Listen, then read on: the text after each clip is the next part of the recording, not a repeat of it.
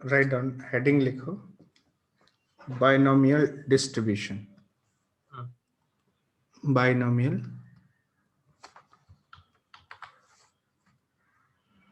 Distribution.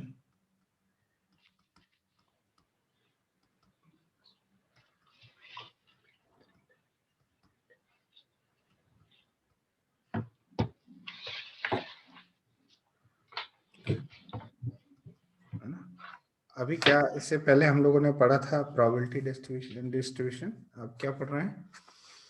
Binomial distribution. इसमें ये क्या होता है और कहाँ पे वर्क करता है ये? तो एक साइंटिस्ट है जैकब बर्नौली, है ना, उनके नाम पे ये, उन्होंने इसको डिस्कवर किया, ऐसा समझ सकते हो, बाइनोमियल डिस्ट्रीब्यूशन। और उन्होंने एक नाम दिया, एक है बर्नौली ट्रायल। Bernoulli trial. ये बर्नौली ट्रायल क्या होते हैं? ऐसे ट्रायल जिसमें सिर्फ दो ही रिजल्ट आते हों, दो ही। जैसे कॉइन को टॉस किया, टॉसिंग अ कॉइन, जैसे टॉसिंग अ कॉइन, तो इसमें कॉइन को टॉस करेंगे तो एक हेड आएगा और एक टेल आएगा, हेड आएगा या टेल आएगा। तो इसमें दो ही आउटकम है ना। एक को सक्सेस मान लेते हैं, लेट्स से हेड आने को सक्सेस मान लेते हैं, है ना, और टेल आने को फेलियर मान लेते हैं। जैसे दूसरा, जैसे ट्रायल है हिटिंग अ टारगेट,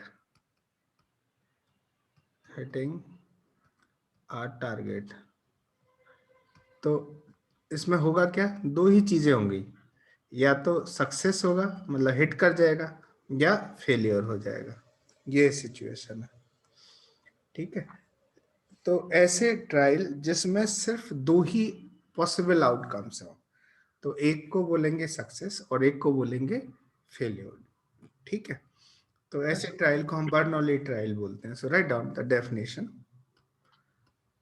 डेफिनेशन क्या है? लिखो, trial of a random experiment, trial of a random experiment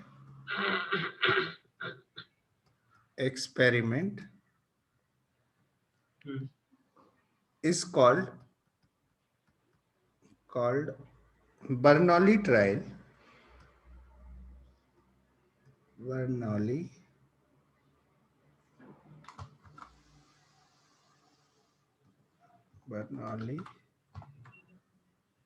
trial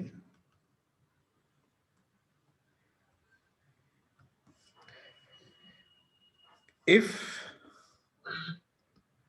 it has only two possible outcomes.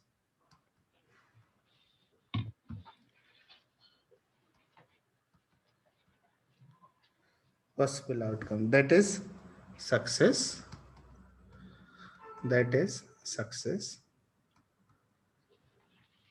comma success और फेलियर, ऐसे लिख दो, फेलियर,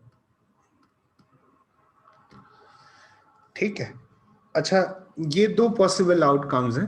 तो अब यहाँ पे हमारा जो रिप्रेजेंटेशन होता है कि प्रोबेबिलिटी ऑफ सक्सेस जो है, प्रोबेबिलिटी ऑफ सक्सेस को हम लोग P से डिनोट करते हैं, एंड प्रोबेबिलिटी ऑफ फेलियर को किससे डिनोट करेंगे? Q से। तो ऑब्वियसली यदि दो ही आउटकम्स हैं, पॉसिबल आउटकम है, तो प्रोबेबिलिटी ऑफ सक्सेस मतलब P प्लस Q का वैल्यू कितना हो जाएगा? 1 हो जाएगा कि नहीं हो जाएगा? तो इसका मतलब है Q is equal to 1 minus P। तो यदि किसी इवेंट के या हैपन होने के, सक्सेस होने की प्रोबेबिलिटी गिवन है, तो फेलियर की प्रोबेबिलिटी ऑटोमेटिकली आ जाएगी। और वो कैसे आएगी? By assuming 1 minus P. तो जैसे ये कहूं कि let's say probability of getting head that is success, मैं मान लेता हूं कि प्रोबेबिलिटी ऑफ सक्सेस है इज इक्वल टू 2/3। तो ये अंडरस्टूड है कि प्रोबेबिलिटी ऑफ फेलियर कितना आ जाएगा? फेलियर आ जाएगा 1/3, या यूं कहें कि 1 minus probability of success, probability of success, and that is 1 minus 2/3, that is 1/3। क्या इतनी बात समझ है? Is this clear? अच्छा, अब देखते हैं कि लेट से एक रैंडम एक्सपेरिमेंट ले लेते हैं। लेट से रैंडम एक्सपेरिमेंट है ना, hitting a target 4 times, let's say, या hitting a target, hitting, या यू कहें कि 4 शॉट हम लोगों ने अप्लाई किए हुए हैं, hitting a target it 4 times, है ना।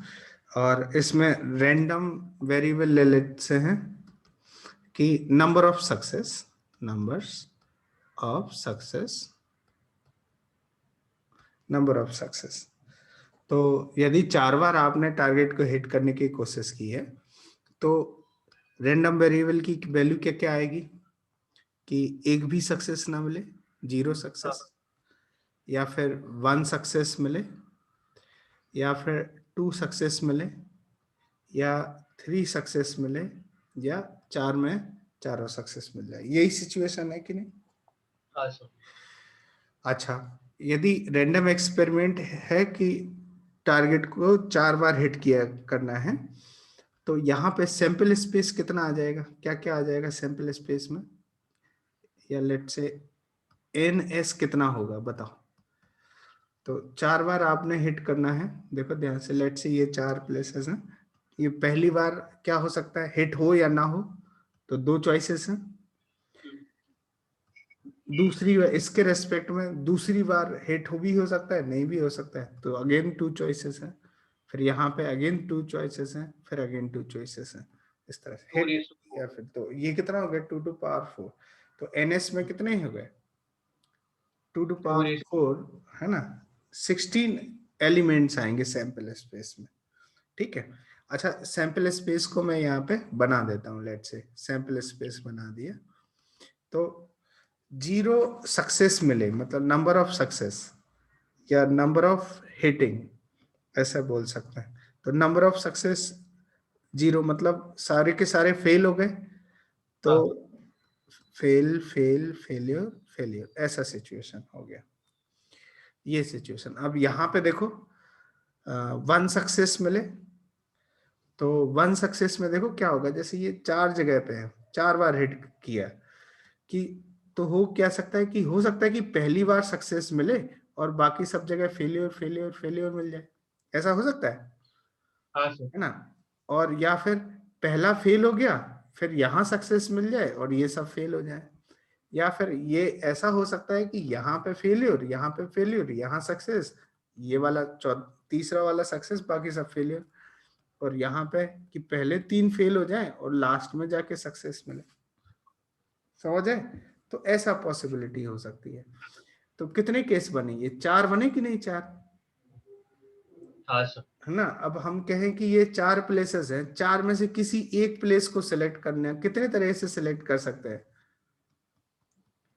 Number of selection of 1 place out of given 4, कितने तरह से कर सकते हैं? क्या 4C1 वे से कर सकते हैं? अच्छा, ये 4C1 क्या बताएगा? यही 4 केस बताएगा ना। हाँ 4C1 4 होता है कि देखो ये 4 बार हिट किया गया, इन 4 बार में एक सक्सेस आने के कितने केसेस होंगे? तो एक सक्सेस के लिए हम कहेंगे भाई 4 में से किसी एक पे सक्सेस दिलाना, तो 4 में से किसी एक को सिलेक्ट कर लेते हैं, तो वो एक सक्सेस हो जाएगी। तो ये 4 केस बनेंगे यहाँ पे। तो यहाँ पे ये मैं लिख देता हूँ ये सक्सेस वाले केसेस। तो ये कितना मिलेगा बताओ? क्या क्या लिखेंगे यहाँ पे? Success, failure, failure, failure and failure, success, failure, failure, failure, failure, success, failure, failure, failure, failure, success, ऐसा आ गया। ये 1 सक्सेस हो गया। अच्छा 2 सक्सेस कितने तरह से होंगे बताओ? 2 जगह सक्सेस करना है, बताओ 2 जगह सक्सेस कितने तरह से होगा? बाइनोमियल बताओ, बाइनोमियल के बिहाफ पे कर सकते हो क्या? हाँ सर 4C2 बट वो 4C2 लिख सकते मतलब 4C2 कितना होता है? हैं 4/2 4C2 2/1 6 आता है, 4C2 6 होता है।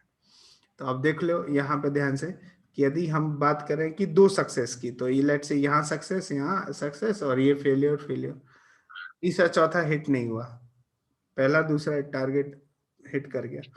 फिर यहाँ पे जैसे एक success, failure, success, failure, success, failure, failure, success, ऐसा, ये समझ आए?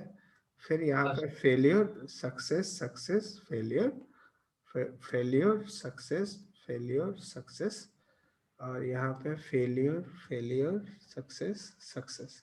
तो ये 6 केसेस हो गए, समझ आए? इसी 6 केस को ये इस तरह से हाँ बात करें कि 4C2 6 केसेस आ गए। ठीक है, तो यहाँ पे मैं लिख देता हूँ। अच्छा यहाँ पे क्या हो जाएगा? ये सक्सेस, सक्सेस, फेलियर, फेलियर, फिर success, success, failure, success, failure, then success, failure, failure, success, और फिर यहाँ पे failure, success, success, failure, failure, success, failure, success, then failure, failure, success, success. आ गए ना ये 6 केसेस इस तरह से? ठीक है। अच्छा यहाँ पे नेक्स्ट 3 सक्सेस मिले और 1 फेलियर मिले, तो इसके केस क्या क्या बनेंगे बताओ? सेम वे में 3 सक्सेस है तो success, success, success, failure, success, success, failure, success, success, failure, success, success, failure, success, success, success, ऐसा सिचुएशन है। ठीक है। अच्छा अब यहाँ पे चारों सक्सेस मिल जाए तो 4 बार हिट कर जाए, मतलब हाँ ये क्या हो जाएगा? इसको लिख सकते हैं, एक कलर चेंज कर देते हैं, ये सक्सेस, सक्सेस, सक्सेस, सक्सेस। तो देखो आपने पूरा सैंपल स्पेस को डिस्ट्रीब्यूट कर दिया कि नहीं किया है इसमें? हाँ लेट्स से ये डिस्ट्रीब्यूट कर दिया। ठीक, सैंपल स्पेस को आपने डिस्ट्रीब्यूट कर दिया इस तरह से, है ना? प्रोबेबिलिटी डिस्ट्रीब्यूशन में भी तो ऐसे ही डिस्ट्रीब्यूट करते थे, याद करो, हाँ सर है ना? तो अब देखो यहाँ पे भी ऐसे ही डिस्ट्रीब्यूट कर दिया आपने। सो सैंपल स्पेस, अब हम क्या लिखेंगे? करस्पॉन्डिंग प्रोबेबिलिटी लिखेंगे, पी आई। ठीक है, प्रोबेबिलिटी लिखना है, तो ये चीज याद रखेगी। ये लेट से इसको हटा देते हैं, इसकी अब जरूरत नहीं है, और इसकी भी जरूरत नहीं है। सर एक हाँ लिख लीजिए, कोई दिक्कत? नहीं सर नहीं सर हो गया ना? हाँ सर सुन एक मिनट एक मिनट हाँ हाँ, लिखो लिखो।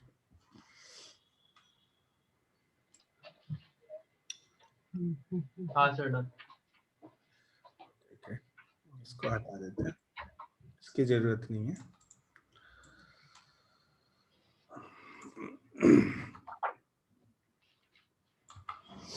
ठीक है, अब यहाँ पे लेट से प्रोबेबिलिटी ऑफ सक्सेस क्या मानते हैं हम लोग? बता, प्रोबेबिलिटी ऑफ सक्सेस को हम P मानते हैं, और प्रोबेबिलिटी ऑफ फेलियर जो इसको Q मानते हैं, जो कि होता है 1 - P, ये एज्यूम्ड है। ठीक हाँ है, अब मैं ये इसकी प्रोबेबिलिटी निकालूं, पर्टिकुलर लेट से किसी एक इसमें देख लेते हैं, लेट से 1 वाले में देख लेते हैं। 1 में देखो ये 4 केसेस हैं, इन चारों केसेस में देख लेते हैं।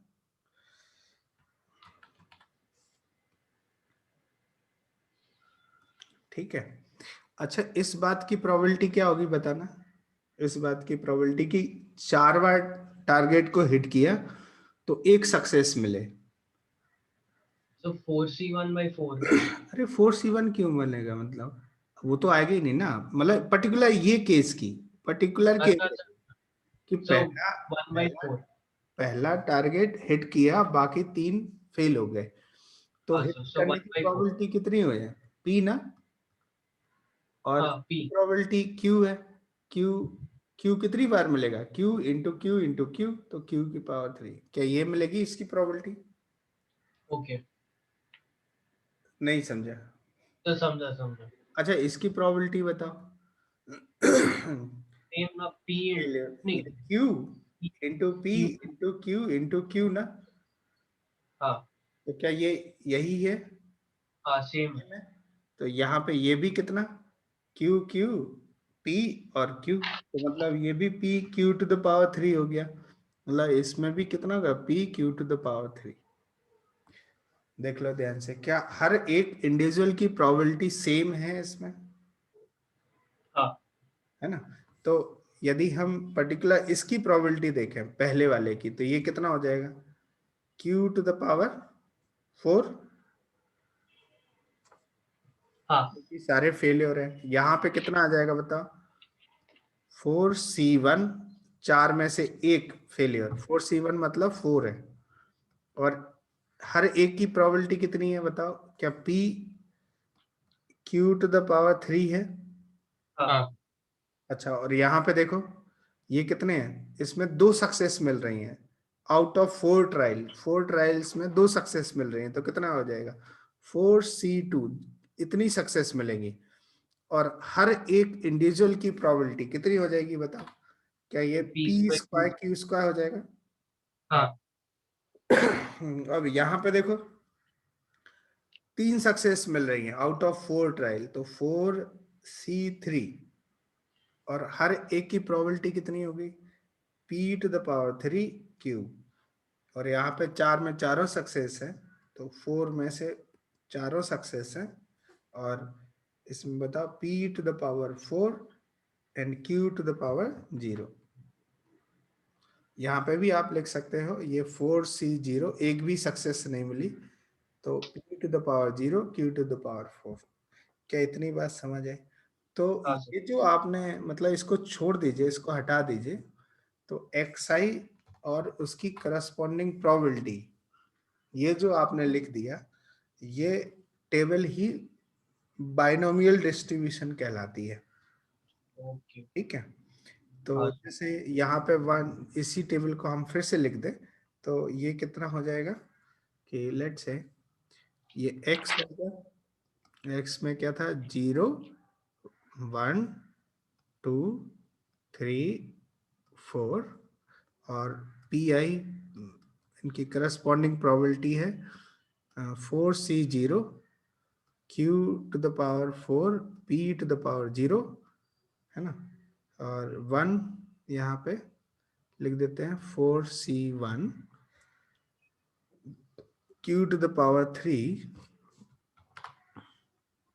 Q to the power 3 P to the power 1 4C2 Q to the power 2 P to the power 2 4C3 Q to the power 1 P to the power 3 and 4C4 Q to the power 0 P to the power 4। इस तरह से ये distribute हो रहे हैं, समझ आए। तो इसके नीचे हाँ लिख देते, ये 1 हो गया, ये 2, ये 3 एंड ये 4। तो यदि हम इस टेबल को बनाएं,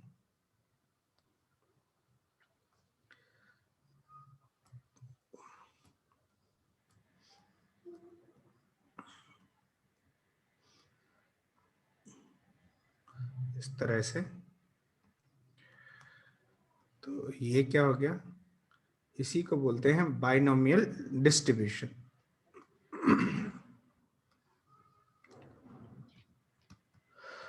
binomial distribution, note down this, note करो फटाफट। हाँ सर. इसमें P क्या है? Obviously P is probability of success, T of success, and Q is probability of failure.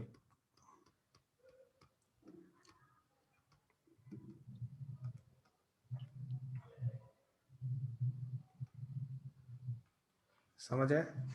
और हाँ ये जी, चीज याद रखना है कि P plus Q is equal to 1 होता है, नीड टू रिमेम्बर।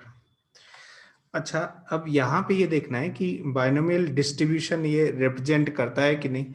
तो जैसे याद करो, प्रोबेबिलिटी मास फंक्शन में क्या होता था कि हर एक प्रोबेबिलिटी कैसी आनी चाहिए, 0 या उससे बड़ी आनी चाहिए। हाँ ठीक है। और दूसरा बात था कि summation of P I is equal two is होना चाहिए। क्यों होना चाहिए? क्योंकि ये प्रोबेबिलिटी ऑफ सैंपल स्पेस है। हाँ देखो, पूरे सैंपल स्पेस की तो प्रोबेबिलिटी लिख दी है यहाँ पे, तो पूरे सैंपल स्पेस की प्रोबेबिलिटी को ऐड करेंगे तो 1 आना चाहिए। तो यहाँ पे आप देख लीजिए कि 1 आ रहा है कि नहीं आ रहा है। देखो ये कितना है, ध्यान से देखो, समेशन पी आई कितना आ जाएगा, 4C0 Q to the power 4 P to the power 0, 4C1 Q to the power 3 P to the power 1, 4C2 Q to the power 2 P to the power 2, 4C3 Q to the power 1 P to the power 3, 4C4 Q to the power 0 और P to the power 4। यही है ना? हाँ याद करो, ये binomial theorem में ये किसका एक्सपेंशन होता था? क्या ये Q plus P to the power 4 का एक्सपेंशन होगा? हाँ है ना? और Q प्लस P की वैल्यू कितनी आएगी? 1। तो ये 1 to the power 4 is equal to 1 हो रहा है। तो जस्टिफाई हो गया ना कि इन सब का सम कितना आएगा? इन सब का सम कितना आएगा? 1 ही आएगा। Is this clear to you? हाँ हाँ अभी तक ये कितने थे? हमने 4 ट्रायल किए थे। अब ऐसे ही हम इन जनरल n ट्रायल ले लें। n बर्नौली ट्रायल्स हैं। कितने? n n Bernoulli. तो उनके लिए प्रोबेबिलिटी डिस्ट्रीब्यूशन कैसे लिखेंगे ये देख लेते हैं। उनके लिए बर्नौली डिस्ट्रीब्यूशन, बाइनोमियल डिस्ट्रीब्यूशन कैसे लिखेंगे कि लेट्स से रैंडम एक्सपेरिमेंट है जिसमें n बर्नौली ट्रायल्स हैं, है ना? रैंडम वेरिएबल और x जो है random variable, number of hits, numbers of success है, एंड नंबर ऑफ ट्रायल्स है, नंबर्स ऑफ बर्नौली ट्रायल्स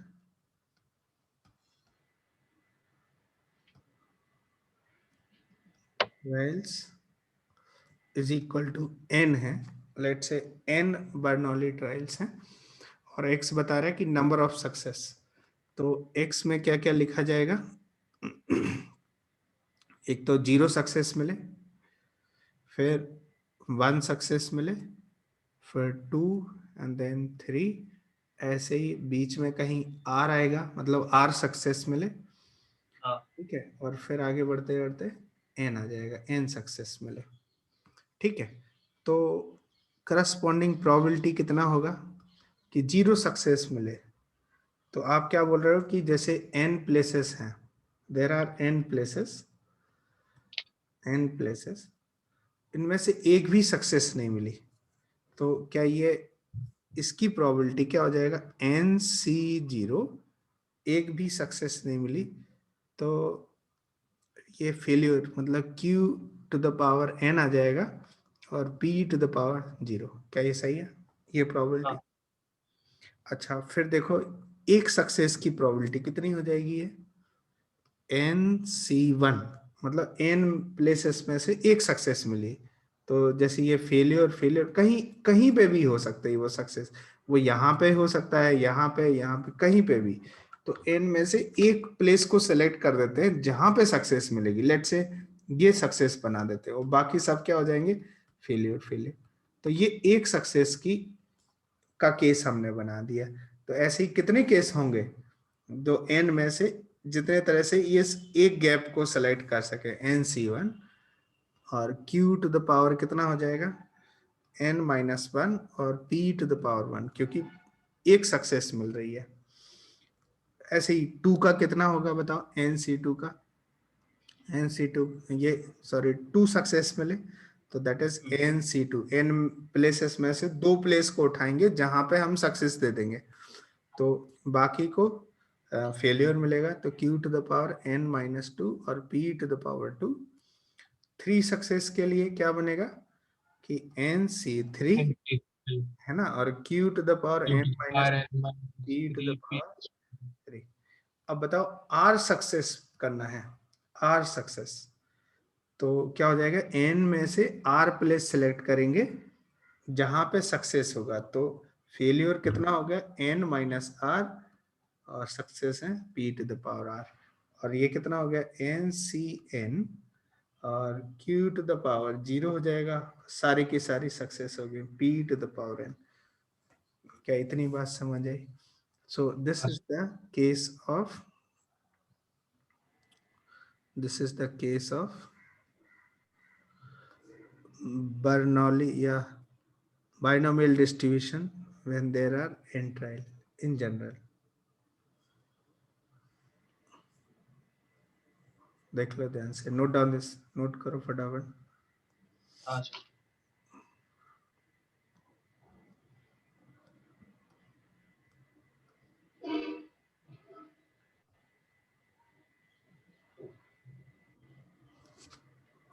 हो गया।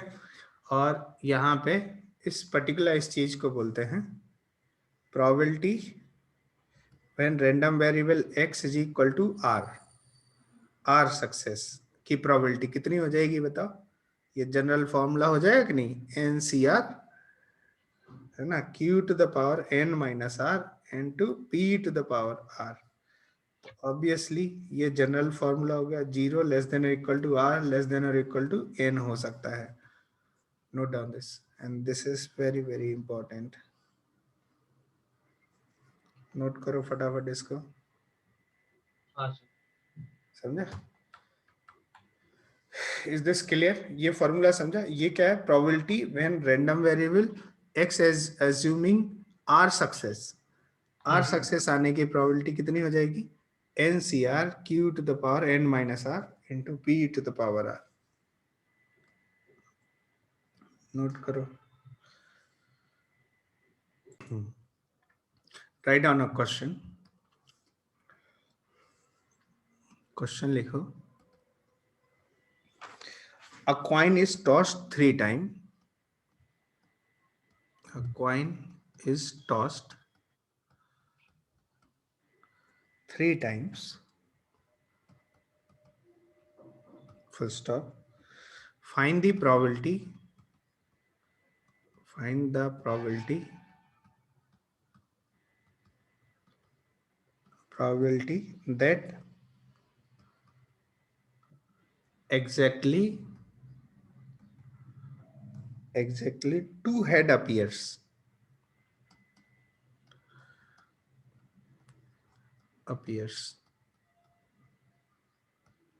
आंसर करो।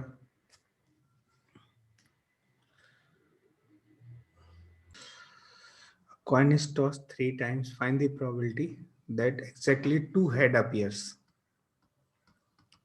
देखो यहाँ पे हेड आने की प्रोबेबिलिटी कितनी हो जाएगी बताओ, probability of head getting head is 1/2 ना, और इसी को हमने p मान लिया, p is the probability of success, head आना हमने सक्सेस मान लिया। Probability of tail getting tail ये भी 1/2 आएगा, और ये फेलियर की प्रोबेबिलिटी है तो ये q मान लिया। तो ये बोल रहा है कि कितनी बार ट्रायल किया गया, बर्नौली ट्रायल है ये, देखो इसमें से 2 ही चीजें हैं, हेड या टेल, तो ये बर्नौली ट्रायल है, और 3 बार ट्रायल किया गया। तो हमें क्या चाहिए, find the probability that exactly 2 head appears, तो 3 में से 2 जगह पे अपीयर होना, तो कितना होगा 3c2 और 2 सक्सेस है, तो ये कितना हो जाएगा p टू द पावर 2 और q टू द पावर 1, ये आ जाएगी। This is the required probability जो हमें चाहिए। तो ये 3c2 तो होता है 3 और P और Q बाय द वे में दोनों हाफ हैं, तो ये 1/2 टू द पावर कितना हो जाएगा, 3 हो जाएगा. सो दिस इज 3/8 आंसर आ जाएगा. इज दिस क्लियर, है ना? नेक्स्ट क्वेश्चन सॉल्व करो. Solve another question. If a die is thrown 5 times, find the probability that first 2 never come up, 2 appears 3 times, and 2 appears 5 times. Answer करो.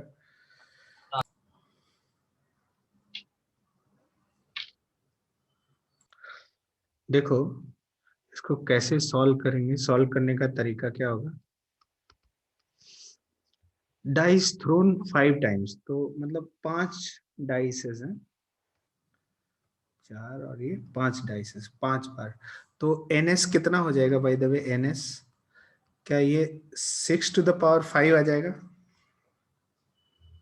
है ना? यहाँ पे 6 choices हैं, 6 चॉइस 6 चॉइस 6 चॉइसेस इस तरह से. Find the probability that 2 never come up. तो बताओ अब ये जो 2 नंबर है, लेट्स से getting 2 number is a success. तो सक्सेस आने की प्रोबेबिलिटी कितनी हो जाएगी. पी की वैल्यू, पी मतलब probability of getting success, probability of getting success. तो कितना आ जाएगा बताओ. 2 अपीयर होना, तो ये पी की वैल्यू क्या 1/6 आ जाएगी. किसी भी एक डाई पे, किसी मतलब फर्स्ट डाई, एक डाई पे बात कर रहे हैं, सब पे नहीं, एक डाई पे. तो 2 आने की probability, probability of getting 2 on a die is 1/6. तो Q कितना हो जाएगा. Not getting 2, that is probability of failure. Failure आने की प्रोबेबिलिटी 1 माइनस 1/6, क्या ये 5/6 हो जाएगा. ठीक. अब देखो पहला क्या कह रहा है. फर्स्ट वन कह रहा है कि 2 नेवर कम अप. तो प्रोबेबिलिटी व्हेन रैंडम वेरिएबल जो है वो 0 हो, यही पूछ रहा है ना. रैंडम वेरिएबल क्या है कि 2 जो है एक बार भी ना आए, मतलब 0 सक्सेस मिले, इस बात की प्रोबेबिलिटी है. तो कितने ट्रायल हैं, कितनी बार, 5 टाइम्स. 5 में से एक भी 0, एक भी बार सक्सेस ना मिले, तो 5C0. तो Q to the power 5 into P to the power 0, that is कितना हो जाएगा 5C0. 5C0 Q कितना है 5/6 टू द पावर 5 आ जाएगा. तो देखो क्या 5/6 टू द पावर 5 आएगा पहले का आंसर. दिस क्लियर, देख लो ध्यान से. 5 टू पावर 5/6 और 5/6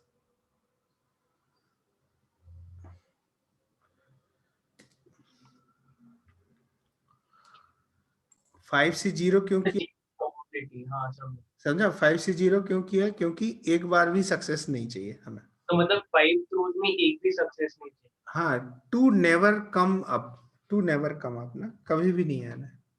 अच्छा दूसरा केस देख लेते हैं. दूसरे केस में क्या कह रहा है. 2 अपीयर्स 3 टाइम्स, तो कितनी सक्सेस चाहिए, 3 ना. हाँ 3 सक्सेस चाहिए, इनमें से तो लेट्स से ये 5 है ना, और ये फेल. तो कितने कितने वेज से आ जाएगा ये. 5C3, 3 सक्सेस और फेलियर कितना हो जाएगा फिर 2 हो जाएगा. P हाँ टू द पावर 3 यही आएगा कि नहीं आएगा. अब हाँ आप देख लीजिए, इसको अप्लाई कर दीजिए, तो ये कितना हो जाएगा 5C3. Q कितना है, Q का वैल्यू आया था 5/6 to the power 2 and 1/6 to the power 3. Is this clear. ये सेकेंड हाँ. हो. अच्छा थर्ड क्या बोल रहा है. थर्ड बोल रहा जा रहा है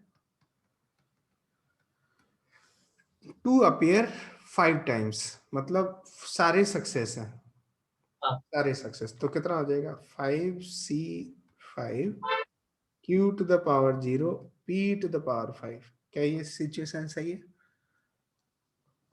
सारे के सारे सक्सेस है, तो 5C5 Q to the power 0 P to the power 5, मतलब ये देखा जाए तो ये तो 1 होता है, ये 1 होगा, p to the power 5, p मतलब 1/6 टू द पावर 5, ये आंसर आ गया। क्या ये बात समझ आई? Is this clear? Next question लिखो, write down, solve another question.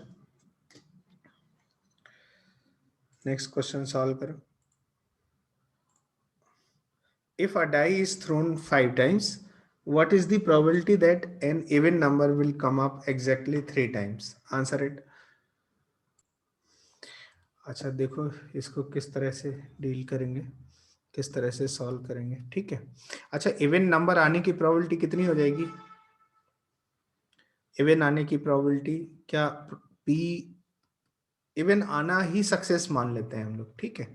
तो p कितना हो जाएगा? 1/2 आ जाएगा ना, 3/6 इज 1/2, और इतना ही q आ जाएगा। यदि ये p 1/2 है तो q भी 1/2 हो जाएगा। क्या इतनी बात समझ आए? इवन नंबर क्या क्या हो सकते हैं? That is 2, 4, 6। तो probability of even number is equal to कितना आ जाएगा? 3/6, दैट इज 1/2, और इसी को हम p मान रहे हैं, प्रोबेबिलिटी ऑफ सक्सेस, है ना। और प्रोबेबिलिटी ऑफ फेलियर कितना हो जाएगा? क्योंकि ये हाफ है तो 1 माइनस हाफ भी हाफ ही होगा, तो ये दोनों सेम ही हो जाएंगे। अब क्या बोला जा रहा है कि डाई को कितनी बार थ्रो किया गया? 5 टाइम्स, है ना। तो what is the probability that even number will appear come exactly 3 times? 3 times आया तो मतलब 3 सक्सेस चाहिए, वो कहीं पे भी हो, है ना, और 2 फेलियर चाहिए। तो इस तरह के सिचुएशन कितने आ सकते हैं कि out of 5 we need 3 success. तो 5c3 q to the power failure 2 आ जाएगा, और p टू द पावर 3, ऐसा आ गया। तो आंसर कितना हो जाएगा? यही आंसर है यहाँ पे, 5c3 और q is, by the way q और p दोनों ही सेम है, तो ये 1/2 टू द पावर कितना हो जाएगा? 5। और 5c3 की वैल्यू कितना होता है? 10 होता है क्या? 5c3 10 आता है, और 2 to the power 5 32 आता है, 2 to the power 5 32 है, तो ये क्या 5/16 आ गया? ये आंसर आ गया, यही आंसर आया। हाँ, नेक्स्ट क्वेश्चन लिखो, write down, solve another question. Suppose A and B are two equally strong table tennis players. Which of the event is more probable? पहला है A beat B exactly in 3 game out of 4, और दूसरा है A beat B exactly in 5 games out of 8. Answer it.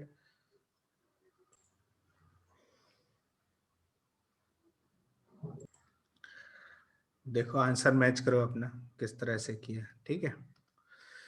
क्या है?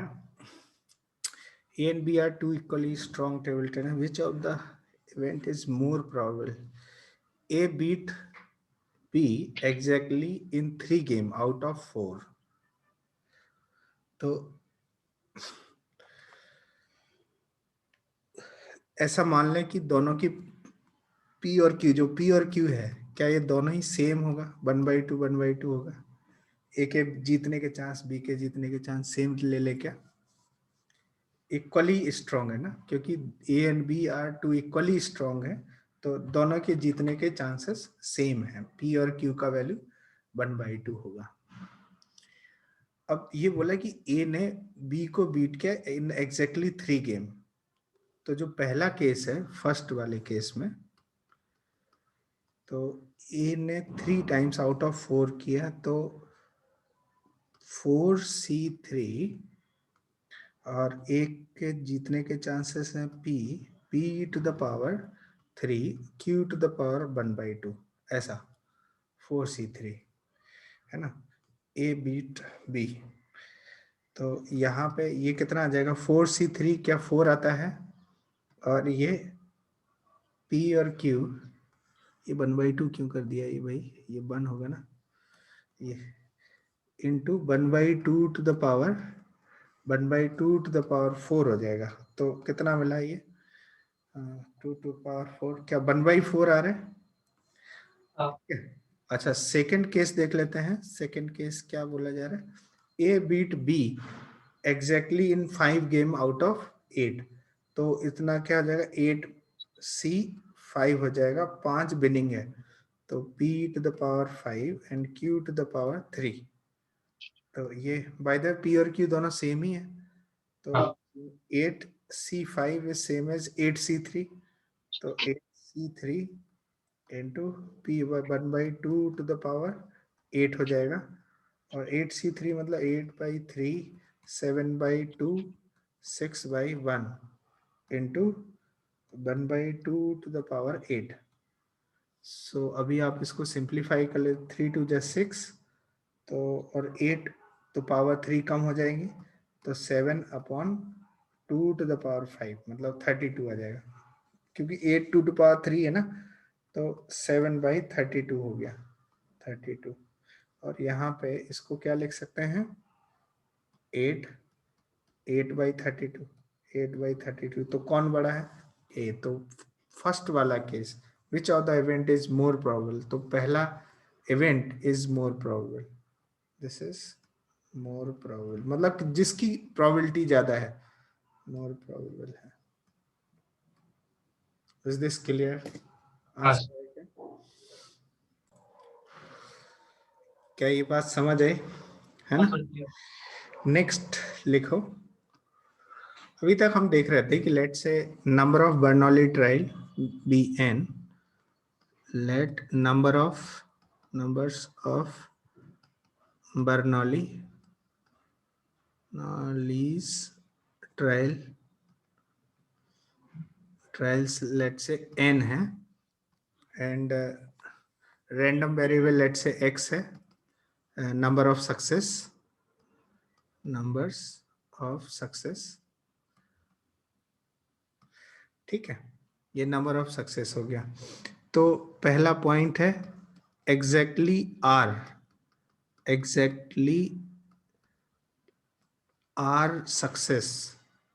Success की probability कितनी होगी, सक्सेस प्रोबेबिलिटी, ठीक, जिसको हम लिखेंगे क्या, P when random variable x is assuming R success।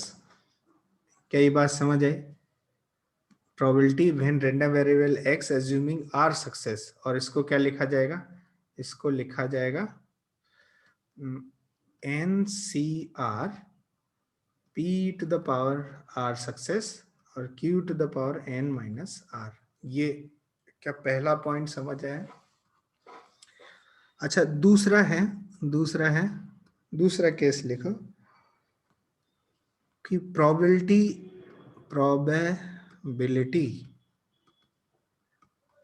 Of success at least r times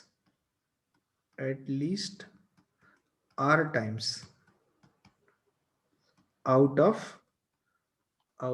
n trials। तो ये बात अंडरस्टूड है कि 0 less than equal to r less than equal to n है, ये अंडरस्टूड है, ये you need to keep remember कि ये अंडरस्टूड है, तभी हम ये सब बातें कर रहे हैं। तो इसका क्या मतलब है, इसका मतलब है कि कम से कम r सक्सेस मिल रहा है, मतलब probability when x is equal to r plus probability when x is equal to r plus 1 plus dot dot dot plus probability when random variable x is equal to n। और इसी चीज को short में हम ऐसे लिख सकते हैं, probability when x is greater than और इक्वल टू r, ऐसा लिखा जा सकता है। तो अब बाइनोमियल के टर्म्स में यदि हम लिखते हैं तो ये कितना हो जाएगा, देखो NCR P to the power R Q to the power n minus R plus NCR plus 1 P to the power R plus 1 Q to the power n minus R minus 1, है ना, ये हो गया, प्लस डॉट डॉट डॉट और यहाँ पे n success, तो NCN P to the power n और Q to the power 0। तो ये इस तरह से हो गया, probability of success at least r times out of n try. क्या ये बात समझ आई? हाँ सर, एक और केस बन सकता है इसमें, सही। हाँ लिख लीजिए इसका, एक केस और बन सकता है, तीसरा केस है। अच्छा, इसी चीज को ऐसे लिख सकते हैं क्या? देखो ध्यान से, ये चीज लिखी हुई है, क्या इसको ऐसे लिख सकते हैं? 1 minus probability x less then r लिखा जा सकता है क्या? क्योंकि एटलीस्ट r है ना। देखो ध्यान से, ये x ग्रेटर देन और इक्वल टू r है, तो इसको क्या लिख सकते हैं? 1 minus probability x less then r, ये लिखा जा सकता है, x लेस देन r। ये चीज भी लिख लीजिए, ये this is very very important formula. ये तो ऑलरेडी आप जानते हो, इस तरह से प्रोबेबिलिटी डिस्ट्रीब्यूशन में हमने पढ़ा है। तीसरा सिचुएशन जो हमें देखने को मिल सकता है, वो कहे कि probability of success, probability of success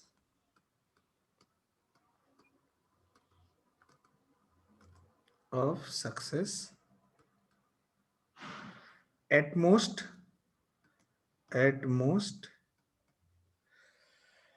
r times at most r time की प्रोबेबिलिटी है। तो इसको क्या लिखेंगे? This is same as probability when random variable x less than और इक्वल टू r, यही होगा। देखो ध्यान, क्योंकि एट मोस्ट r टाइम्स चाहिए, तो ये जो probability when x less than और इक्वल टू r है, तो इसको लिखेंगे probability when x is equal to 0 plus probability when random variable x equal to 1, और ये कहां तक जाएगा? Probability when random variable x is equal to r। Is this clear? और इसी चीज को यदि बाइनोमियल के टर्म्स में लिखा जाए, तो nc0 p to the power 0 q to the power n plus nc1 p to the power 1 q to the power n minus 1 plus and so on यहाँ पे ncr p to the power r और q to the power n minus r। क्या ये समझ आए किस तरह से निकाली जाएगी ये probability? Is clear to you? Note down this, note करो फटाफट and write down next question,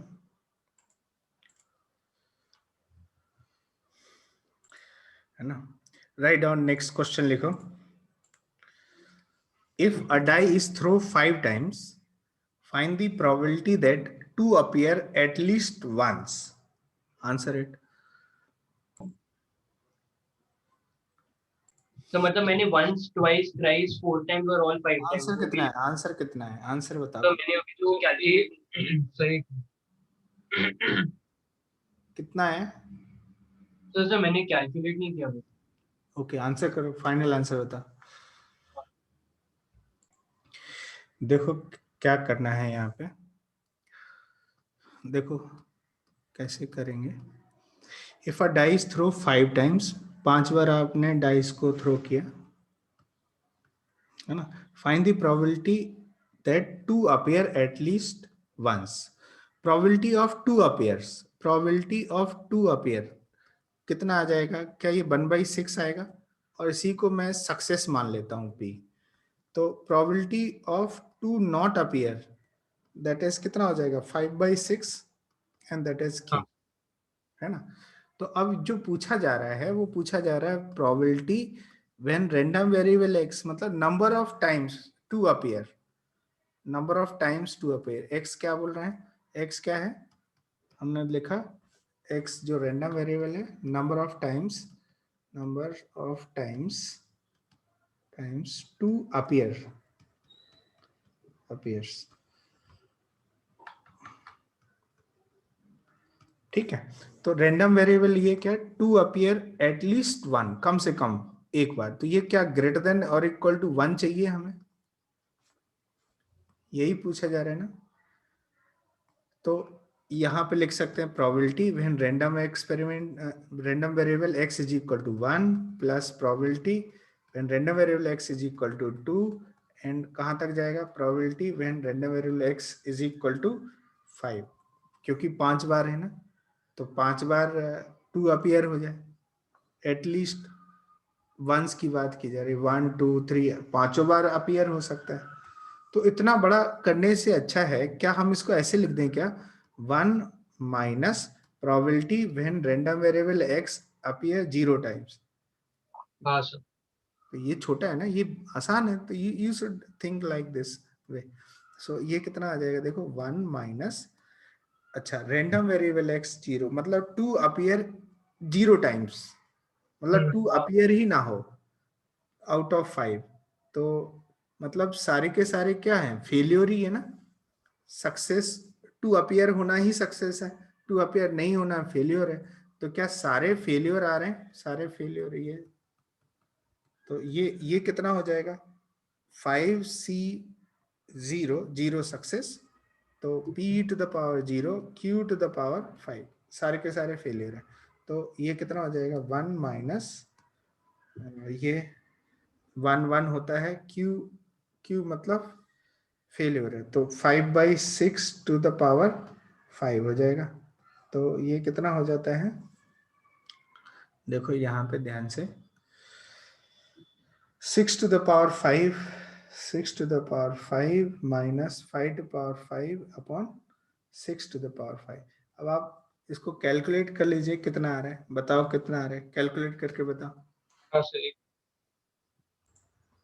कितना मिला, तो 4571 हाँ divided by 7776।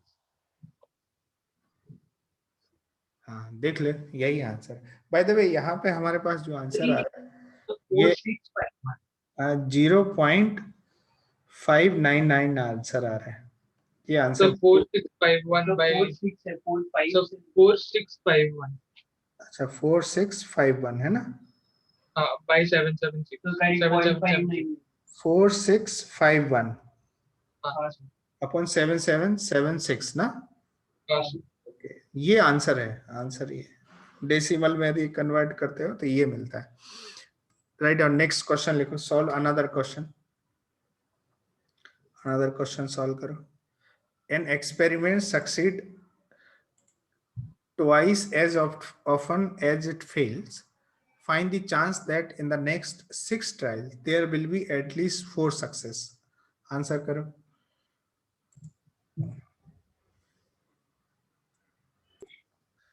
कितना आंसर मिला, 0.6 नहीं 496 by 729। 496 डिवाइडेड बाय 729 ना। हाँ इसकी अप्रोक्सीमेट वैल्यू कितनी आ रही है, 0.68 ना, हाँ सर। अप्रोक्सीमेट ही है होगी मतलब, ठीक है। चलो हाँ अब देखो कैसे सॉल्व किया जाए इसको। Experiment succeed twice often as it fail, तो मतलब P जो है क्या 2 टाइम्स Q है, सक्सीड ट्वाइस, एक experiment succeeds twice as often as it fail, success होने की प्रोबेबिलिटी फेल होने की प्रोबेबिलिटी का 2 गुना है। तो ऐसा कर सकते हैं, और यहाँ पे देखो P प्लस Q कितना होता है, 1 होता है। तो यहाँ पे and P plus Q is equal to 1 होता है, तो इसका मतलब है कि Q की वैल्यू हम, या P की वैल्यू 2Q रख देते हैं, 2Q plus Q is equal to 1 हो जाएगा। मतलब Q कितना हो जाएगा, 1/3। Q 1/3 आए तो इसका मतलब है P का वैल्यू कितना आ जाएगा, 2/3।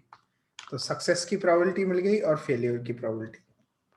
क्वेश्चन पूछा जा रहा है, find the chance that in the next 6 trial there will be at least 4 success.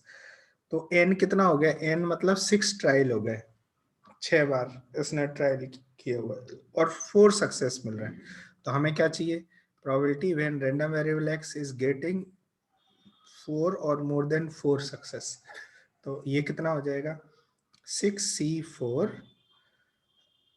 P to the power 4 Q to the power 2 plus 6C5 P to the power 5 Q to the power 1 plus 6C6 P to the power 6 Q to the power 0। अब आप ये apply कर दीजिए यहाँ पे, 6C4 कितना होता है, 64 is same as 62, तो 15 आता है इसका value. 15 into P was 2 by 3 to the power 4 and Q 1 by 3 to the power 2 plus 65 is 6 आता है और P मतलब 2 by 3 to the power 5, Q मतलब 1 by 3 to the power 1 plus 66 1 आता है और P to the power 6 मतलब 2 by 3 to the power 6. यदि आप इसको सिंप्लीफाई करते हो तो ये आता है 496 अपॉन 729. बिल्कुल सही आंसर है. समझ आए? Is this clear? हाँ sir. Right. And one more question लिखो. नेक्स्ट क्वेश्चन आप सॉल्व करो. Find the minimum number of toss of a pair of dice so that the probability of getting the sum of the digit on the dice is equal to 7 or at least one toss is greater than 0.95. यहाँ पे logarithm प्रयोग हो रहा है तो आपको इसका प्रयोग करना है. log 2 to the base 10 की वैल्यू ये और log 3 to the base 10 की वैल्यू ये गिवन है. अप्लाई करो और आंसर बताओ.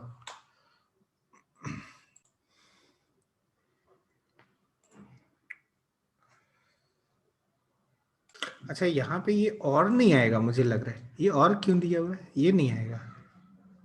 Dice equal to 7 at least one toss is greater than 9.95. ऐसा होगा. आंसर कर. देखो किस तरह से इसको अप्रोच करेंगे ये देखना है. क्या क्या गिवन है. Find the minimum number of toss of a pair of dice. So let the minimum number of toss, minimum numbers of Bernoulli trial, मतलब trials लिख देते हैं. भी n है. Assume कर रहे हैं कि n जो है वो minimum number of trials है. So that the probability of getting sum of the digit on the dice is equal to 7. तो दो डाइस को थ्रो किया गया है तो सैंपल स्पेस में क्या क्या आएगा. 1 1 1 2 ऐसे 6 6 आ जाएगा. तो n ऑफ s कितना हो जाएगा. ns हो जाएगा 36. और इवेंट e है कि सम इज इक्वल टू 7. तो सम 7 कब कब आ सकता है. देखो 1/1, 6 आ सकता है. 2, 5 आ सकता है. 3, 4, 4, 3, then 5, 2, then 6, 1 ऐसे आ सकता है. तो कितना 1 2 3 4 5 6 ये आ गया. तो इसका मतलब है कि probability of E is 6/36, that is 1/6. तो ये जो इवेंट 7 सम आने की प्रोबेबिलिटी इसी को हम सक्सेस मान रहे हैं. तो P का वैल्यू कितना हो जाएगा 1/6. यदि सक्सेस की प्रोबेबिलिटी 1/6 हो गई तो Q कितना हो जाएगा 5/6. Is this clear. तो आपने क्या किया n टाइम्स ट्रायल किया. दोनों पेयर ऑफ डाइस को n टाइम्स थ्रो किया. तो हमें चाहिए क्या कि sum of the digit on the dices equal to 7 at least one toss. मतलब कम से कम एक बार पहले टॉस में ये सम 7 आ जाए. तो कहने का मतलब कि हमें probability when random variable x जो है x क्या है बताओ. Number of times get sum 7. X is number of times sum get 7. तो अब यहाँ पे क्या क्या हो सकता है जो पूछा जा रहा है. the probability that random variable x get at least one toss, कम से कम एक बार ऐसा हो जाए. तो ग्रेटर देन इक्वल टू 1 पूछा गया. तो इसका रिवर्स क्या ऐसे लिख सकते हैं 1 minus probability when random variable x is equal to 0, क्योंकि 0 1 2 3 इस तरह से n तक जाएगा. तो ये कितना आ जाएगा 1 माइनस जीरो सक्सेस की प्रोबेबिलिटी. तो n c 0 p to the power 0 q to the power n. क्या ये बात समझ आई? So this is 1 minus q कितना है 5/6, 5/6 की power n, call this v1. अब ये बोला जा रहा है कि ये जो है, ये जो कम से कम एक बार रैंडम वेरिएबल x अपीयर हो, ये जो प्रोबेबिलिटी है दैट ग्रेटर देन इतना होना चाहिए, 0.95 से ज्यादा हो. तो कहने का मतलब है कि p x greater than equal to 1 जो है वो ग्रेटर देन 0.95 होना चाहिए, 95. तो ये जो अभी प्रोबेबिलिटी निकाली 1 minus 5/6 to the power n, that is greater than 0.95. So how much it is? 5/6 to the power n is less than 1 minus 0.95 के 0.05 हो जाएगा. Think about it. 0.05. Is this clear? ठीक है. अब यहाँ पे देख लेते हैं, ये 5/6 to the power 9 है, सॉरी n है ना. दिस इज लेस देन, और 0.05 को क्या लिख सकते हैं 5/100, और 5/100 1/20, 1/20 लिखा जा सकता है. नाउ दोनों तरफ log ले लेते हैं, log to the base 10 ले लेते हैं दोनों तरफ. तो log to the base 10 लेंगे तो जो नंबर छोटा है उसका वैल्यू, log का वैल्यू कम आएगा बेस 10 में. तो log दोनों तरफ 5/6 to the power n to the base 10 ले लेते हैं, less than log 1/20 to the base 10 ऐसा लिख लेते हैं, चलेगा. तो हाँ सर. इस इनइक्वालिटी रिटेन रहेगी क्योंकि बेस जो है 1 से बड़ा है, 10 लिया हुआ है. तो ये कितना आ जाएगा, n times log 5 to the base, और इनफैक्ट ऐसा कर सकते हैं क्या, हाँ ठीक है, मतलब 5 तो दिया ही नहीं है ना, तो इसको 10/12 लिख सकते हैं, 10/12 लिखा जा सकता है बेस 10, है ना. ऐसा करने के पीछे रीजन क्या है थोड़ी देर में समझ में आ जाएगा. लेस देन, और यहाँ पे ये कितना हो जाएगा minus log 20 to the base 10 ऐसे लिख सकते हैं ये. और ये दिस इम्प्लाई, इसको सिंप्लीफाई करना है बाय द वे. तो अब आप सिंप्लीफाई कर दीजिए, n टाइम्स ये कितना log 10 1 आ जाएगा, माइनस log 12, log 12 को क्या log 12 to the base 10 less than, और ये कितना हो जाएगा माइनस ये log 10 to the base 10 plus log 2 to the base 10 ऐसे लिख सकते हैं, ऐसा सिचुएशन है. तो this imply n times 1 minus log 12 को लिख सकते हैं log 3 to the base 10, और ये माइनस माइनस ये log 4 मतलब 2 square, 2 times 2 to the base 10. देखो ध्यान से 4 into 3 ऐसे लिखा जा सकता है क्या, और माइनस ये कितना हो गया less than -1 and minus log 2 to the base 10. देखो 2 और 3 के टर्म्स में क्यों लिखा है यहाँ पे, ये समझ में आना चाहिए, क्योंकि यहाँ पे log 2 की वैल्यू गिवन है. log 2 की वैल्यू कितनी है 0.3010, और log 3 की वैल्यू दी हुई है 0.4771. तो अभी पहले इसको कलेक्ट कर लेते हैं कि ये पूछ क्या रहे, करना क्या है इसमें.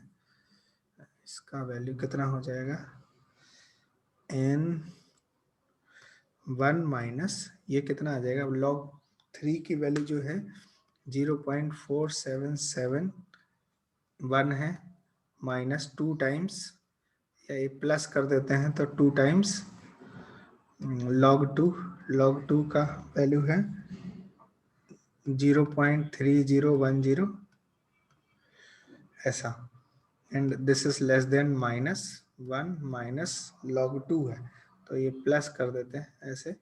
log 2 का वैल्यू है 0.3010, ये गिवन है. सो अब आप देखो n टाइम्स ये कितना हो जाएगा 1 माइनस, इन दोनों को ऐड करो, देखो ये 6020.6020 और 4771, तो ये कितना हो गया 19710 ऐसा है। तो ये 1.0791 लेस देन माइनस 1.3010 ऐसा। अच्छा, ये माइनस हटाएंगे तो माइनस माइनस हट, ये इनइक्वालिटी चेंज हो जाएगी ना, तो ये मिलेगा 0.0791 n ग्रेटर देन 1.3010 और इसको n greater than 1.301 upon 0 divided by 0.791। अच्छा, इसको डिवाइड करके बताओ कितना आ रहा है। Let's divide it. तो जो n का वैल्यू आ रहा है दैट इज, डिवाइड करके बताओ कितना आ रहा है।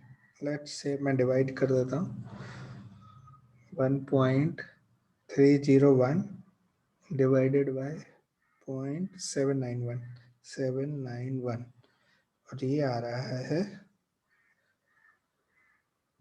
1.6। सॉरी, हमने कुछ गड़बड़ कर दिया, यहाँ पे जीरो है, ये जीरो है, ये जीरो है यहाँ पे थोड़ा, तो जीरो है, तो ये आ रहा है कितना,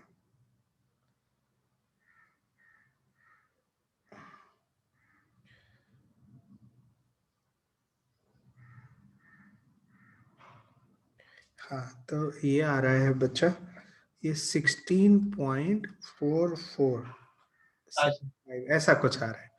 तो बोला जा रहा है कि मिनिमम n, तो n जो है वो इससे बड़ा होना चाहिए। तो अब n डेसिमल में तो हो नहीं सकता, तो इसका मतलब n इज इक्वल टू कितना होगा 17।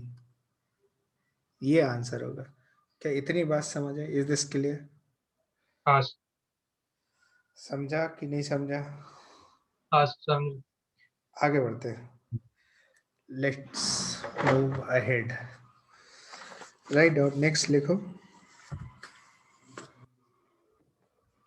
Condition for binomial distribution. Condition for binomial distribution.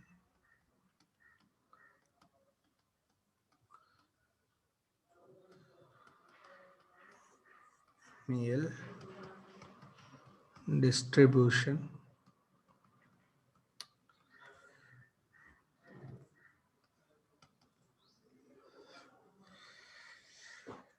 लिखो, एक डेफिनेशन लिखो। बाय द वे, डेफिनेशन क्या है? A discrete random variable, discrete random variable x taking values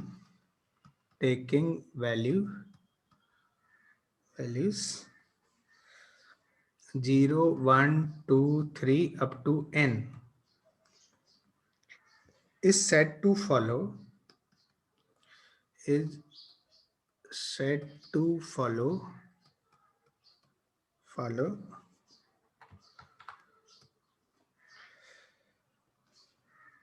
a binomial distribution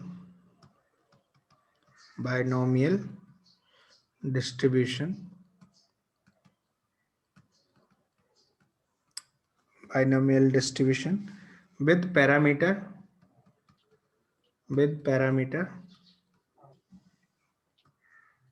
meter n and p if its probability mass function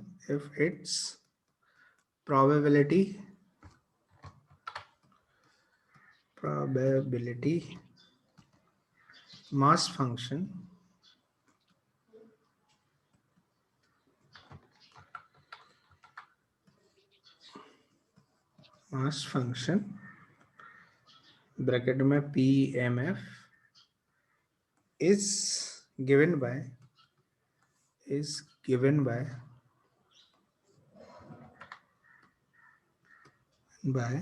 कुछ इस तरह से। क्या है कि जो PI है, PI दैट इज, या यू कहें PI समझ सकते हैं, जैसे probability when random variable x is equal to r, r मतलब r सक्सेस, तो ये कितना हो जाएगा n c r और q to the power n minus r into p to the power r। समझ आया इसमें? तो इसमें क्या है, ये 0 लेस देन और equal to r less than और इक्वल टू n है, एंड 0 अदरवाइज, एंड 0 अदरवाइज। बाकी इस केसेस में इसकी वैल्यू क्या आ जाए, 0 आ जाए।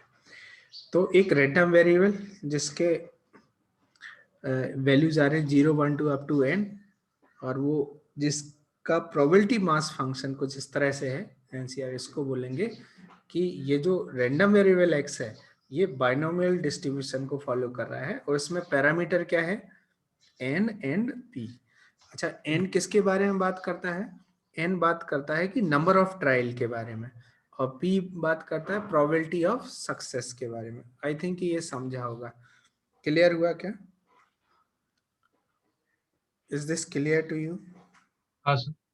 अच्छा, इसी चीज को हम इस तरह से डिनोट कर सकते हैं कि ये जो रैंडम वेरिएबल x है, रैंडम वेरिएबल x लिख लीजिए, रैंडम वेरिएबल x जो है, तो सर, 1 मिनट आप ऊपर स्क्रॉल कर सकते हाँ हाँ बिल्कुल,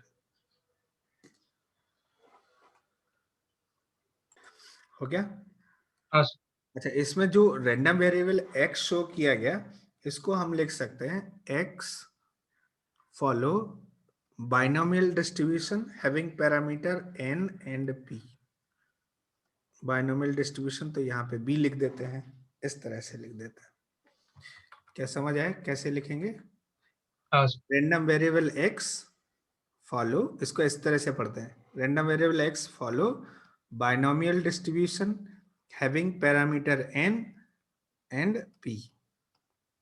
तो यहाँ पे जो पहला नंबर होता है ये किसके बारे में बात कर रहा होता है, नंबर्स ऑफ ट्रायल्स, कि कितने नंबर ऑफ ट्रायल है। और ये जो दूसरा नंबर होता है ये बात करता है प्रोबेबिलिटी ऑफ सक्सेस,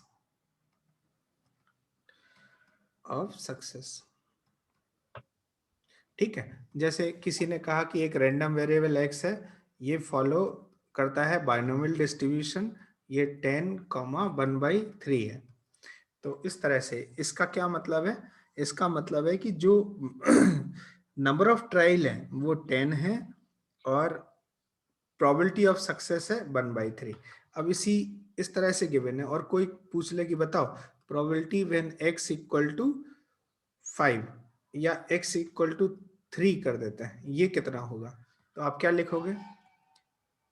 यदि x जो है ये बाइनोमियल डिस्ट्रीब्यूशन फॉलो करता है, तो बताओ p x इक्वल टू 3 कितना होगा, तो आप क्या करोगे, 3 सक्सेस चाहिए हमें, तो 10c3 और p टू द पावर कितना 3 और q टू द पावर 7 हो जाएगा। तो ये 10c3, p कितना है 1/3, तो q कितना हो जाएगा, क्या 1 माइनस 1/3 2/3 हो जाएगा, और हाँ। ये इस तरह से आंसर आ जाएगा। समझ आए? हाँ सर। तो अब यहाँ पे आप लिख लीजिए कि ये जो लिखा हो तो इसको पढ़ते कैसे हैं, आप लिख लीजिए, नोट कर लीजिए, that is very very important.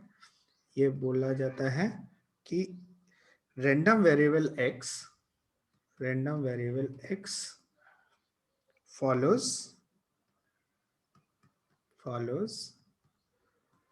binomial distribution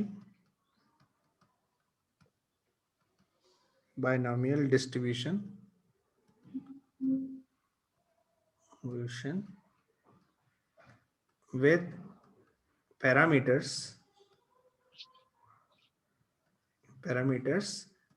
n and p। ये ध्यान रखना इस चीज को, है ना, you need to remember this. Note करो फटाफट, नोट डाउन दिस। अच्छा, नेक्स्ट हेडिंग लिखो, मीन एंड वेरिएंस।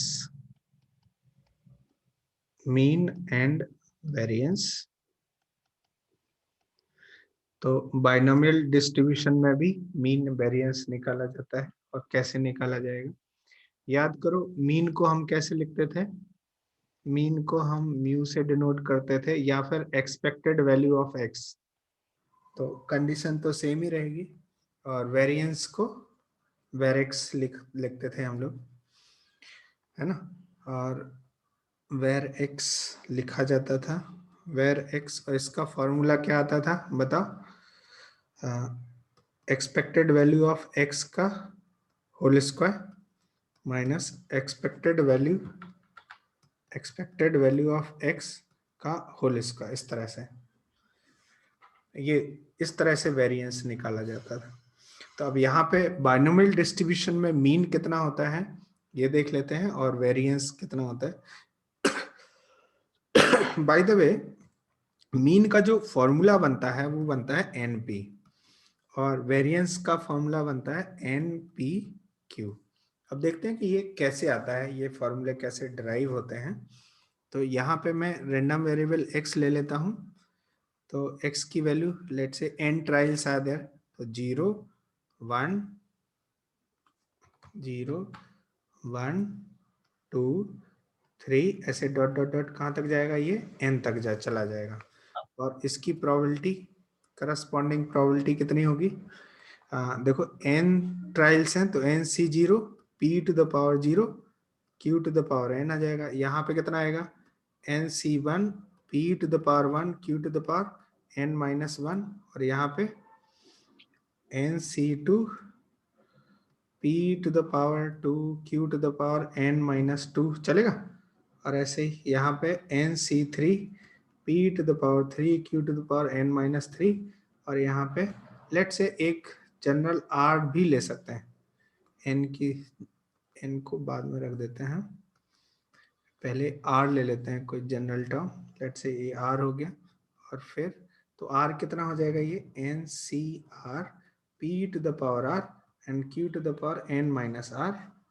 ये याद रखना है इस चीज को, है ना, यू कैन रिमेम्बर दिस। और यहाँ पे फिर n आ जाएगा, तो ये n c n q to the power n और p to the power, sorry p to the power n आ जाएगा, ये p to the power n q to power 0 आ जाएगा, इस तरह से। ठीक है, तो याद करो कि एक्सपेक्टेशन क्या होता था, एक्सपेक्टेड वैल्यू या मीन कैसे लिखते थे, समेशन, ये पी आई एक्स आई आता था ना, I is moving 1 to n। अब यहाँ पे 1 to n की जगह क्या होता है, ये पूरा जितने भी टर्म है ये 0 से लेके n तक चला जाएगा। तो यहाँ पे देखो कि इन सब का मल्टीप्लाई करके ऐड करना है, इनके प्रोडक्ट करके ऐड करना है। तो क्या हम जनरल टर्म लिख दें, जनरल मतलब ये, तो इसमें देखो r into N C R और p to the power r q to the power n minus r, और r कहाँ से कहाँ वेरी कर रहा है, 0 से लेके n तक। एक्सपेक्टेड वैल्यू ऑफ x में डिवाइड बाय n भी एक्सपेक्टेड वैल्यू ऑफ x में डिवाइड बाय n क्यों आएगा यहाँ पे, देखो इन सब का सम तो 1 ही आएगा ना, इन सब का सम फ्रीक्वेंसी पी आई का सम देखेंगे तो ये तो 1 आ जाएगा ना, पास से समझा तो फिर उसको डिवाइड करने की जरूरत नहीं पड़ेगी 1 से। क्वेश्चन ये है कि इसकी वैल्यू कितनी आएगी, ये हमें देखना है, ये कितना होगा इसके बारे में हमें सोचना है। तो याद करो, मैं एक काम करता हूँ यहाँ पे, बताओ q प्लस p, इसकी वैल्यू बाय द वे 1 होती है, p प्लस q की वैल्यू 1 होती है, ये ऑलरेडी हमें पता है। इसकी पावर n रख देते हैं, तो ये कितना हो जाएगा, मैं चाहूँ तो डायरेक्ट भी अप्लाई कर सकता हूँ, चलो ऐसे कर देते हैं, है ना। तो q प्लस p की पावर n का एक्सपेंशन क्या होता है, summation n c r q to the power n minus r into p to the power r, यही आएगा, r is moving from 0 to n। याद करो ये बाइनोमियल थ्योरम का फॉर्मूला है। क्या इतनी बात समझ आई, इज दिस क्लियर। अब देखो यहाँ पे हमें r चाहिए, ये सब तो है लेकिन यहाँ पे r चाहिए, तो एक काम करते हैं, कि इसको ना p के रेस्पेक्ट में डिफरेंशिएट कर देते हैं, dy d with respect to p के रेस्पेक्ट में डिफरेंशिएट करते हैं। तो ये कितना हो जाएगा लेफ्ट साइड, n टाइम्स ये q plus p to the power n minus 1 is equal to, अब यहाँ पे देखो p के टर्म्स में डिफरेंशिएट करेंगे तो ये देखो r बाहर मल्टीप्लाई हो जाएगा इधर, r into N C R Q to the power n minus R और p to the power r minus 1, p के रेस्पेक्ट में कर रहे थे डिफरेंशिएशन, और ये r ना 0 की जगह 1 से n तक आ जाएगा, और आप 0 भी रखोगे तो कोई दिक्कत नहीं है, क्योंकि ये 0 रखोगे तो r यदि 0 है तो पूरा प्रोडक्ट 0 हो जाएगा, तो वो एक टर्म ऐसे हो जाएगा इस तरह से। लेकिन देखो ये इस तरह से आ गया यहाँ पे, ठीक है, लेकिन यहाँ पे r मिल गया NCR p q to the power n minus r मिल, लेकिन p की पावर r है और यहाँ p की पावर r माइनस 1 है, तो p तो कांस्टेंट है भाई, तो मैं एक काम करता हूँ सब जगह p से मल्टीप्लाई कर देता हूँ, तो यहाँ पे p इंटू p कर देता हूँ। अब ये आ गया यही चीज, क्या ये एक्सपेक्टेड वैल्यू आ गई। अब इसकी वैल्यू होगी कितनी, देखो ध्यान से, ये राइट साइड में जो एक्सपेक्ट लिखा हुआ है this is expected value of x, और लेफ्ट में बताओ q प्लस p की वैल्यू कितनी है 1, तो n इंटू 1 इंटू p, तो एक्सपेक्टेड वैल्यू कितना आ गया, एक्सपेक्टेड वैल्यू ऑफ x जिसको हम मीन भी बोलते हैं, मीन दैट इज np। क्या ये फॉर्मूला समझ आया, समझा, ये प्रूफ हो गया बाय द वे इसका, लिखो जल्दी से, नोट करो फटाफट इसको, यहाँ से देख लो। तो वो नोट कर दिया, नीचे जा सकते हैं। हाँ अब आप ये देखो यहाँ पे,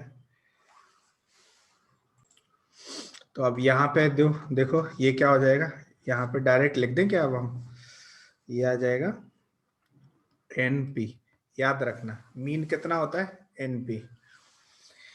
अब यदि वेरिएंस की बात करें तो वेरिएंस में क्या होगा, देखो r की जगह क्या r स्क्वायर आ जाएगा, ध्यान से देखो ये यही रैंडम वेरिएबल है, और इस तरह से तो वेर x कितना आ जाएगा बताना, क्या वेर x के लिए जो एक्सप्रेशन बनेगी वो r moving from 0 to n, ये क्या pi xi स्क्वायर, इसका स्क्वायर टाइम्स pi होगा, तो इसका जनरल टर्म ये है और जनरल प्रोबेबिलिटी ये है, तो जनरल टर्म क्या हो जाएगा r square times NCR p to the power r q to the power n minus r, और क्या ये एक्सप्रेशन हो जाएगी वेरिएबल के लिए, वेर x के लिए। इज दिस क्लियर, समझा नहीं समझा? अब क्वेश्चन है कि इसको कैसे सिंप्लीफाई करें और इसका वैल्यू कैसे निकालें, है ना, तो देख लेते हैं। तो एक्सप्रेशन जो मिल रहा था वेर एक्स के लिए जो एक्सप्रेशन मिला था that is summation r is moving from 0 to n और ये मिला था, सॉरी हम लोग क्या निकाल रहे हैं, हमने कुछ गड़बड़ कर लिया, क्या गड़बड़ किया हुआ है, कुछ गलत बोला है, ये वेरेक्स नहीं होगा बच्चा, ये क्या होगा EX स्क्वायर होगा, we are doing something now here, ये आएगा EX स्क्वायर, समझा, हमने क्या किया x स्क्वायर का एक्सपेक्टेड वैल्यू निकाल रहे हैं, वेर नहीं निकाल रहे हैं, ये निकालने के बाद हम क्या करेंगे, एक्सपेक्टेड वैल्यू तो हमने ऑलरेडी निकाली हुई है, तो इसको सब्ट्रैक्ट स्क्वायर करके सब्ट्रैक्ट करेंगे तब वेर एक्स आएगा।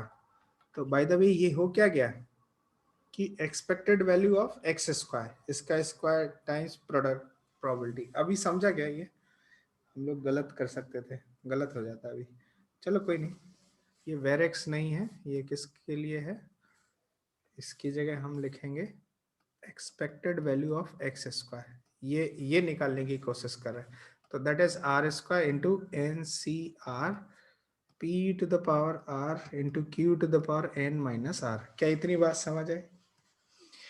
अब मैं वो डिफरेंशिएशन वाला फॉर्मेट नहीं लगाता हूँ, मैं डायरेक्ट दूसरा केस लगाता हूँ, that is r is moving from 0 to n R into N C R को क्या ऐसे लिख सकते हैं, N by R into N minus one C R minus one लिखा जा सकता है हाँ। है ना। ये फॉर्मूला होता है बाइनोमियल बाइनोमियल का। और p to the power r q to the power n minus r। तो देखो यहाँ पे ये एक r से r कट हो गया और n बाहर निकाल दीजिए, तो n summation r, r is moving from zero नहीं, क्योंकि आपने ये फॉर्मूला लगाया तो अब जीरो लिखने का कोई मतलब नहीं है। यहाँ पे क्या हो जाएगा, r 1 से स्टार्ट हो जाएगा, 1 से लेके n तक, और ये r into N minus one C R minus one. तो और ये क्या हो जाएगा, p to the power r into Q to power n minus r। Is this clear? अच्छा, अब एक काम और करते हैं, वो काम क्या है देखो, that is n summation r is moving from 1 to n। मैं एक काम करता हूँ, r minus one plus one कर देता हूँ, है ना। ऐसा करने का फायदा क्या होगा, ये r minus one plus one का मतलब इन दोनों को ऐड करेंगे तो r ही आएगा ना, n minus one C R minus one p to the power r into Q to the power n minus r, चलेगा। ऐसा ऐसा करने के पीछे है कि हम इसको दो पार्ट में ब्रेक कर देंगे। Summation r is moving from 1 to n r minus one into this, तो इसको हम फिर से फॉर्मूले में लिख देंगे n minus one upon r minus one into n minus two C R minus two. और देखो जैसे ही आपने इस फॉर्मूले लिखा तो यहाँ पे r1 का कोई मतलब नहीं रह जाता, ये बढ़ जाता है एक, ये 1 की जगह 2 हो जाएगा, और बाकी एज इट इज रहेगा p to the power r into Q to the power n minus r, और ये प्लस प्लस ये 1 टाइम्स है, तो summation summation r is moving from 1 to n, ये एज इट इज रहेगा 1 to n, 1 times n minus one C R minus one p to the power r into Q to the power n minus r। देखो क्या इतनी बात समझ आई? क्या ये expansion समझा किस तरह से एक्सपेंड किया? हाँ सर। अब देखो ये r माइनस वन कट हो जाएगा और क्या बचेगा, n टाइम्स, और ये n माइनस वन तो कांस्टेंट है तो इसको बाहर ले आओ, n माइनस वन, और ये समेशन। अच्छा यहाँ पे ध्यान से देखो, यहाँ पे n minus two C R minus two है, और यहाँ पे इन दोनों का सम, इसमें p स्क्वायर बाहर निकाल लेते हैं, p स्क्वायर लेट से बाहर निकाल देते हैं, p स्क्वायर बाहर निकाल देते हैं। तो यहाँ पे n minus one p square बाहर कॉमन ले लेते हैं क्योंकि p तो कांस्टेंट है ना, तो ऐसा करने से क्या होगा, बाहर ले सकते हैं r moving from 2 to n, और n minus two C R minus two p to the power r minus two into Q to the power n minus r चलेगा। और ये पहला वाला पोर्शन हो गया, प्लस ये इसमें से देखो यहाँ r माइनस वन चाहिए, तो इसमें से p बाहर निकाल लेते हैं, तो p बाहर निकाला तो ये कितना हो जाएगा, summation r is moving from 1 to n, और ये कितना हो गया, n minus one C R minus one p to the power r minus one, है ना, एक p बाहर निकाल दिया, into Q to the power n minus r। देखो ध्यान से, क्या ये बात समझ आई, q to the power n minus r। ऐसा करने के पीछे रीजन क्या है, अब समझ में आ जाएगा, ये n times n minus one P square. देखो ध्यान से, क्या ये p प्लस क्यू या q plus p to the power n minus two का एक्सपेंशन लिखा हुआ है, ये इतना, बाइनोमियल थ्योरम को याद करो, n q plus p to the power n minus two का एक्सपेंशन है ये, समझा। r की वैल्यू 2 पुट करेंगे तो पहले 0 आएगा, 1 2 आए, इस तरह से n माइनस टू तक जाए, n तक जाएगा तो n माइनस टू हो जाएगा, इस तरह से। ध्यान से देखो, बाइनोमियल थ्योरम को याद करो तो वहां से समझ में आएगा, ये लिखा हुआ है, प्लस यहाँ पे देखो ये p टाइम्स, ये भी क्या लिखा हुआ है, ये q plus p to the power n-1 लिखा हुआ है, ऐसा सिचुएशन, थिंक अबाउट इट। तो हो क्या गया, p प्लस q का वैल्यू कितना आता है, ये तो 1 है, तो ये 1 हो जाएगा, और ये भी कितना हो जाएगा, 1 हो जाएगा, तो ये कितना हो गया, n times n-1 p square plus p आ गया, ऐसा सिचुएशन। तो ये कितना हो गया, this imply this is n-1 p square plus np, ये हो गया एक्सपेक्टेड वैल्यू ऑफ x का होल स्क्वायर, है ना। तो अब वेरिएंस निकाल सकते हैं हम लोग, we can find the variance as well. तो क्या लिखा जाता है वेर x में, var x is equal to expected value of x का whole square minus expected value of x और इसका होल स्क्वायर। तो अब यहाँ पे इसकी वैल्यू तो ये आ गया n-1 p स्क्वायर माइनस और सॉरी प्लस np माइनस यहाँ पे एक्सपेक्टेड वैल्यू ऑफ x का होल स्क्वायर, वो तो कितना आता है, np आता है ना, इसका होल स्क्वायर आ जाएगा। तो एक काम करते हैं, np कॉमन ले लें क्या, हाँ ले सकते हैं, इसको सिंप्लीफाई करना है। तो take np common, np common आ जाए n-1 टाइम्स p, और यहाँ पे भी np कॉमन ले लेते हैं, तो कितना मिलेगा, 1 माइनस np मिलेगा कि नहीं मिलेगा, 1 माइनस np। तो ओवरऑल सब में से ही np बाहर आ जाएगा, np बाहर कर देते हैं, तो ये कितना मिलेगा, n-1 p, है ना, और np प्लस 1 माइनस np, समझा कि नहीं समझा ये। अभी सिंप्लीफाई करते हैं तो np हो गया, और यहाँ पे देखो np minus p plus 1 minus np, और कुछ कट हो रहा है, np से np कट हो गया, तो 1 माइनस p आ गया। तो देखो कितना आ जाएगा, ये क्या मिला, np और ये 1 माइनस p हो गया। तो 1 माइनस p कितना होता है, q np।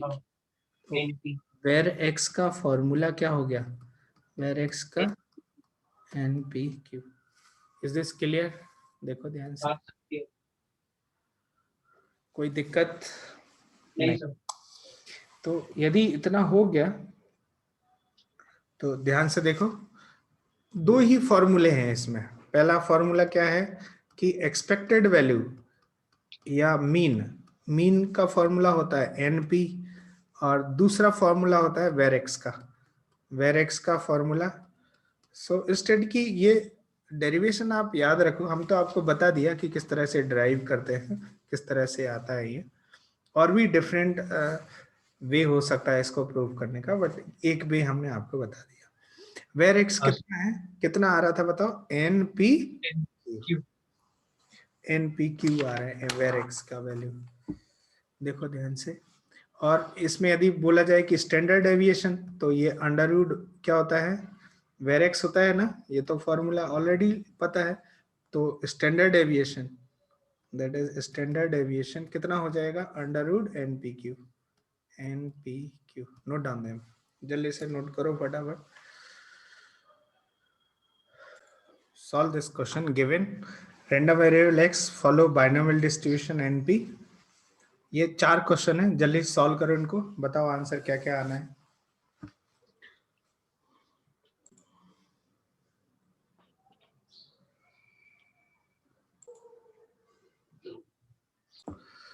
हो गया answer, random variable x follow binomial distribution having parameter n and p। पहले में क्या क्या गिवन है, n गिवन है, p गिवन है, तो ex, तो ex का फॉर्मूला सीधे लगा देते हैं np ना, तो कितना हो जाएगा 10 इंटू 0.4 मतलब हो गया। अच्छा वेर एक्स के लिए हम क्या करेंगे, var X is N P Q, N P Q 10 0.4 P हो गया, क्यू कितना हो जाएगा, देखो सक्सेस 0.4 है, तो प्रोबेबिलिटी ऑफ फेलियर कितना हो जाएगा 0.6।